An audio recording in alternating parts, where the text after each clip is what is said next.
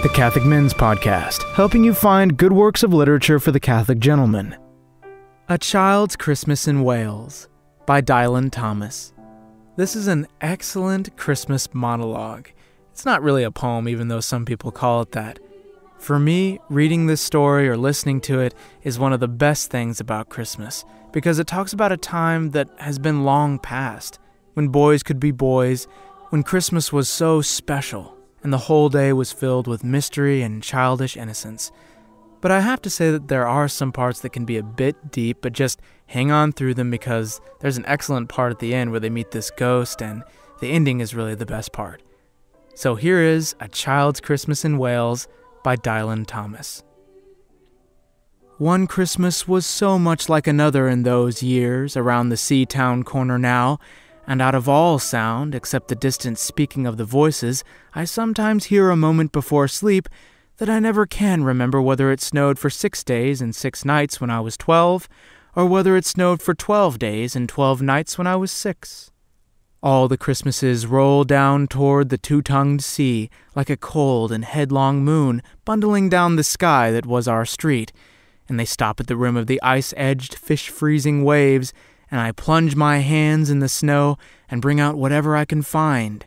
In goes my hand into that wool-white, bell-tongued ball of holidays resting at the rim of the carol-singing sea, and out come Mrs. Prothero and the firemen.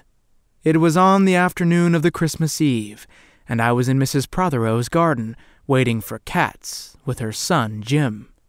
It was snowing. It was always snowing at Christmas.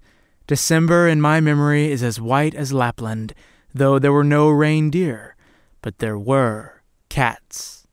Patient, cold, and callous, our hands wrapped in socks, we waited to snowball the cats. Sleek and long as jaguars, and horrible-whiskered, spitting and snarling, they would slink and sidle over the white back garden walls, and the lynx-eyed hunters, Jim and I, fur-capped and moccasined trappers from Hudson Bay, off Mumbles Road, would hurl our deadly snowballs at the green of their eyes. The wise cats never appeared. We were so still, Eskimo-footed Arctic marksmen in the muffling silence of the eternal snows, eternal ever since Wednesday, that we never heard Mrs. Prothero's first cry from her igloo at the bottom of the garden. Or if we heard it at all, it was to us like the far-off challenge of our enemy and prey, the neighbor's polar cat. But soon the voice grew louder. "Fire!" cried Mrs. Prothero, and she beat the dinner gong. And we ran down the garden with the snowballs in our arms toward the house, and smoke indeed was pouring out of the dining room, and the gong was bombulating, and Mrs. Prothero was announcing ruin like a town crier in Pompeii. This was better than all the cats in Wales standing on the wall in a row. We bounded into the house, laden with snowballs, and stopped at the open door of the smoke-filled room. Something was burning, all right. Perhaps it was Mr. Prothero, who always slept there after midday dinner with a newspaper over his face. But he was standing in the middle of the room, saying, "A fine Christmas," and smacking at the smoke with his slipper. "Call the fire brigade," cried Mrs. Prothero as she beat the gong. "They won't be there," said Mr. Prothero. "It's Christmas." There was no fire to be seen, only clouds of smoke, and Mr. Prothero standing in the middle of them, waving his slipper as though he were conducting. "Do something," he said, and we threw all our snowballs into the smoke. I think we missed Mr. Prothero, and ran out of the house to the telephone box. "Let's call the police as well," Jim said, "and the ambulance. And Ernie Jenkins, he likes fires." But we only called the fire brigade, and soon the fire engine came, and 3 tall men in helmets brought a hose into the house, and Mr. Prothero got out just in time before they turned it on. Nobody could have had a noisier Christmas Eve. And when the firemen turned off the hose and were standing in the wet, smoky room, Jim's aunt, Miss Prothero, came downstairs and peered in at them. Jim and I waited very quietly to hear what she would say to them. She said the right thing, always. She looked at the 3 tall firemen standing in their shining helmets among the smoke and cinders and dissolving snowballs, and she said, "Would you like anything to read?" Years and years ago, when I was a boy, when there were wolves and whales, and birds the color of red flannel petticoats whisked past the harp-shaped hills, when we sang and wallowed all night and day in caves that smelt like Sunday afternoons, in damp front farmhouse parlors, and we chased, with the jawbones of deacons, the English and the bears, before the motor car, before the wheel, before the duchess-faced horse, when we rode the daft and happy hills bareback, it snowed and it snowed. But here a small boy says, "It snowed last year too. I made a snowman, and my brother knocked it down, and I knocked my brother down, and then we had tea." But that was not the same snow, I say. Our snow was not only shaken from whitewash buckets down the sky, it came shawling out of the ground, and swam and drifted out of the arms and hands and bodies of the trees. Snow grew overnight on the roofs of the houses like a pure and grandfather moss, minutely ivied the walls, and settled on the postman opening the gate like a dumb, numb thunderstorm of white, torn Christmas cards. Were there postmen then, too? With sprinkling eyes and wind-cherried noses on spread frozen feet, they crunched up to the doors and mittened on them manfully, but all the children could hear was a ringing of bells. "You mean that the postman went rat-a-tat-tat and the doors rang?" "I mean that the bells the children could hear were inside them. I only hear thunder sometimes, never bells." "There were church bells, too." "Inside them?"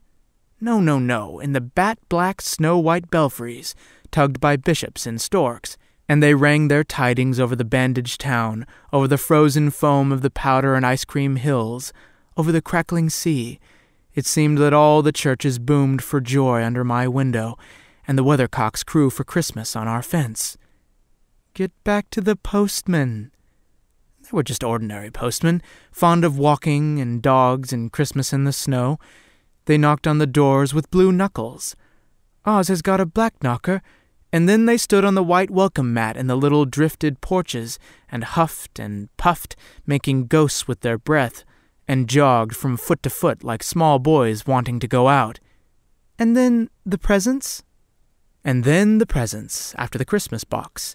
And the cold postman, with a rose on his button nose, tingled down the tea-tray slithered run of the chilly, glinting hill. He went in his ice-bound boots like a man on fishmonger's slabs. He wagged his bag like a frozen camel's hump, dizzily turned the corner on one foot, and, by goodness, he was gone. Get back to the presents. There were the useful presents, engulfing mufflers of the old coach days, and mittens made for giant sloths, zebra scarfs of a substance like silky gum that could be tug-o-warred down to the galoshes, blinding tam-o'-shanters like patchwork tea-cozies, and bunny-suited busbies and balaclavas for victims of head-shrinking tribes. From ants who always wore wool next to the skin, there were mustached and rasping vests that made you wonder why the ants had any skin left at all.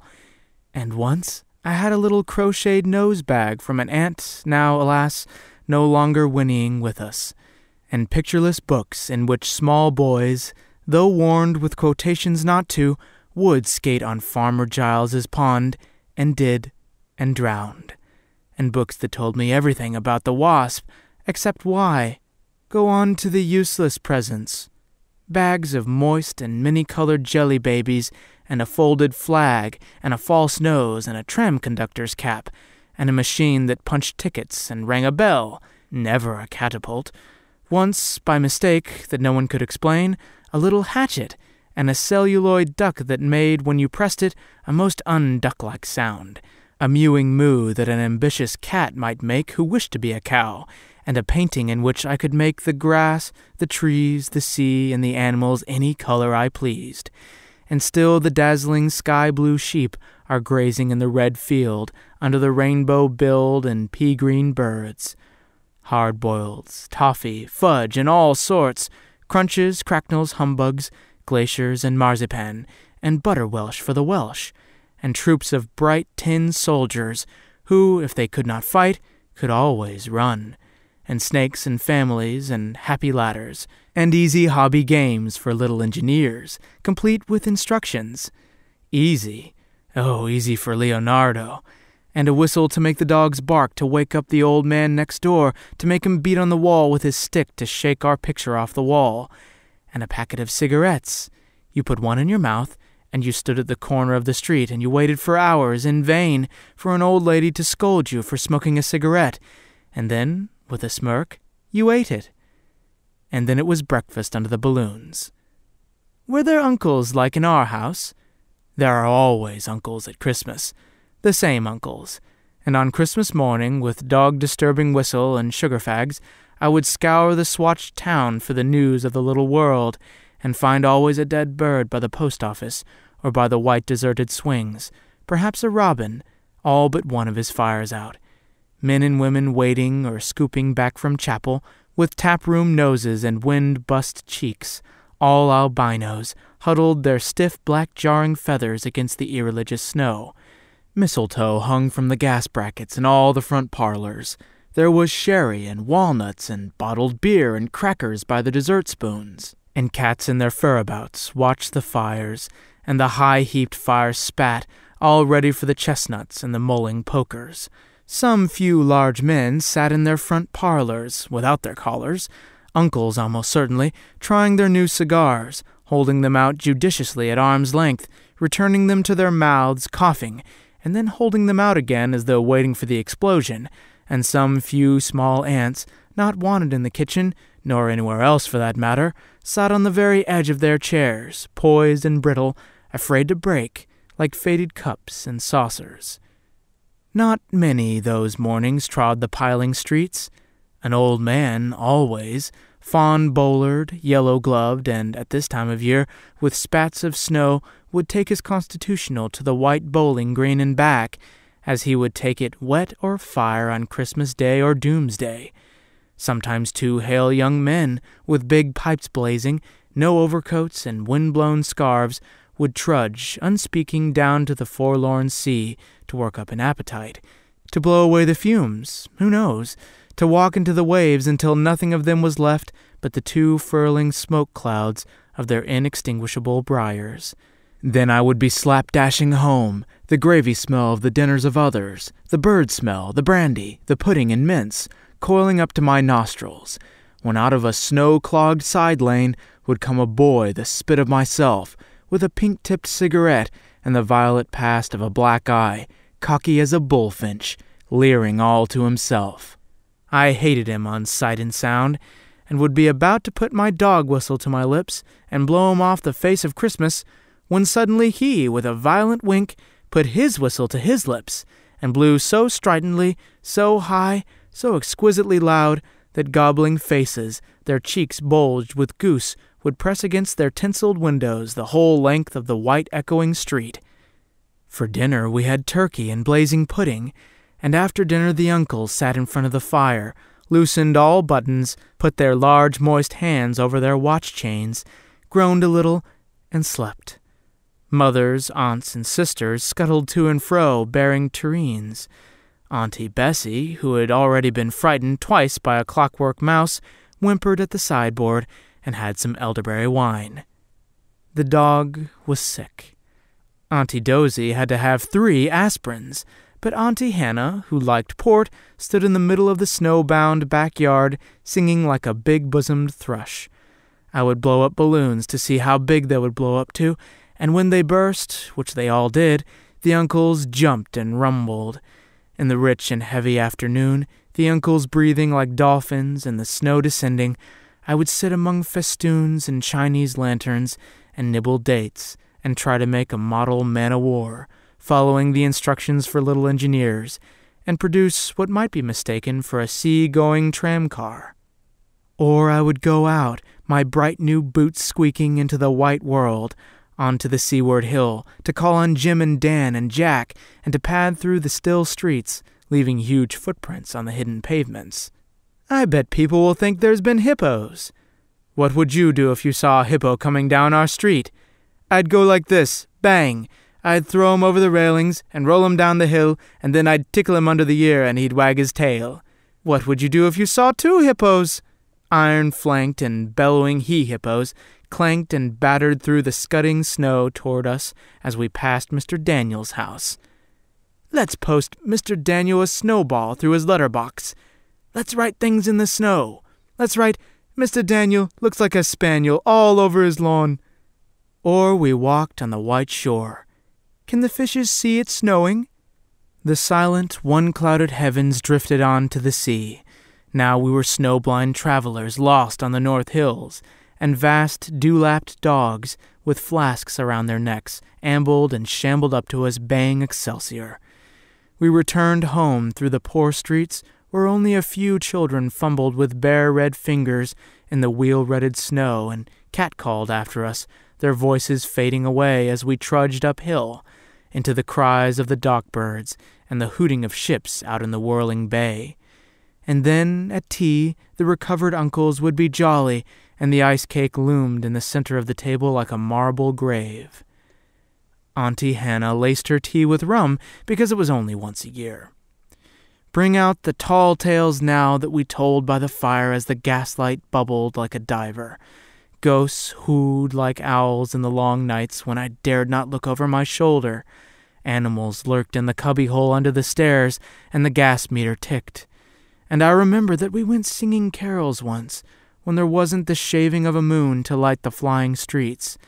At the end of a long road was a drive that led to a large house, and we stumbled up the darkness of the drive that night, each one of us afraid, each one holding a stone in his hand in case, and all of us too brave to say a word. The wind through the trees made noises as of old and unpleasant and maybe web-footed men wheezing in caves. We reached the black bulk of the house. What shall we give them? Hark the herald? No, said Jack. Good King Wenceslas, I'll count 3. 1, 2, 3, and we began to sing, our voices high and seemingly distant in the snow-felted darkness round the house that was occupied by nobody we knew. We stood close together near the dark door. Good King Wenceslas looked out on the feast of Stephen, and then a small, dry voice, like the voice of someone who has not spoken for a very long time, joined our singing. A small, dry, eggshell voice from the other side of the door, a small, dry voice through the keyhole. And when we stopped running, we were outside of our house. The front room was lovely. Balloons floated under the hot water bottle gulping gas. Everything was good again, and shone over the town. Perhaps it was a ghost, Jim said. Perhaps it was trolls, Dan said, who was always reading. Let's go in and see if there's any jelly left, Jack said. And we did just that. Always on Christmas night there was music. An uncle played the fiddle, a cousin sang Cherry Ripe, and another uncle sang Drake's Drum. It was very warm in the little house. Auntie Hannah, who had got on to the parsnip wine, sang a song about bleeding hearts and death, and then another in which she said her heart was like a bird's nest, and then everybody laughed again, and then I went to bed. Looking through my bedroom window, out into the moonlight and the unending smoke-colored snow, I could see the lights in the windows of all the other houses on our hill and hear the music rising from them up the long, steady falling night. I turned the gas down. I got into bed. I said some words to the close and holy darkness, and then I slept. End of A Child's Christmas in Wales by Dylan Thomas. Thanks for listening, and have a very merry and blessed Christmas.